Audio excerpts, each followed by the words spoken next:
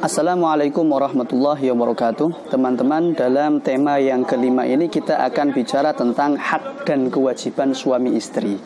Dalam hubungan rumah tangga, seorang suami harus tahu hak dan kewajibannya.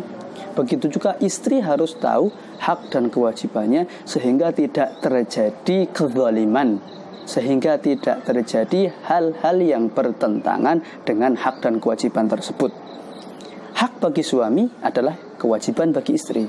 Sebaliknya, hak bagi istri adalah kewajiban bagi suami. Nah, apa sih kewajiban-kewajiban suami yang menjadi hak istri? Dalam fikih, kewajiban-kewajiban suami yang pertama adalah membayar mahar. Membayar mahar baik itu kontan ketika menikah, atau utang, atau dicicil ketika sudah melakukan akad nikah. Kemudian yang kedua adalah memberi nafkah, memberi pencaharian. Kemudian yang ketiga, memenuhi kebutuhan sandang, pangan, papan, dan perhiasan bagi istri, bagi keluarganya, apalagi ketika sudah punya anak. Itu semuanya adalah kewajiban suami. Kemudian diimbuhi lagi, suami wajib untuk berlaku baik kepada istrinya, tidak boleh berkata kasar, tidak boleh membentak dan memukul yang menyakitkan, apalagi memukul di wajah. Nah, ini merupakan larangan bagi suami. Wajib menjaga diri, tangan dan lisannya dari perlakuan kasar terhadap istri. Dan yang terakhir adalah mendidik istri dalam hal kaitannya ketaatan kepada Allah Subhanahu wa taala dan Rasulullah sallallahu alaihi wasallam. Ini adalah kewajiban suami yang menjadi hak istri. Lalu apa kewajiban istri yang menjadi hak bagi suami? Kewajiban istri yang menjadi hak bagi suami yang pertama adalah taat. Tentu saja ketaatan yang tidak bertentangan dengan perintah Allah dan Rasulullah.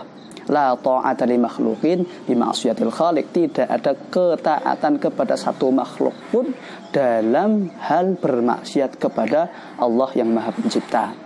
Kemudian yang kedua, kewajiban istri adalah menjaga kehormatan rumah tangga. Jangan sampai mengumbar aib keluarga, aib suami, aib mertua, dan aib di dalam rumah tangganya keluar untuk jadi bahan obrolan, gosip, ngerumpi dan sebagainya. Tidak boleh. Kemudian yang ketiga, kewajiban istri juga adalah minta izin suami.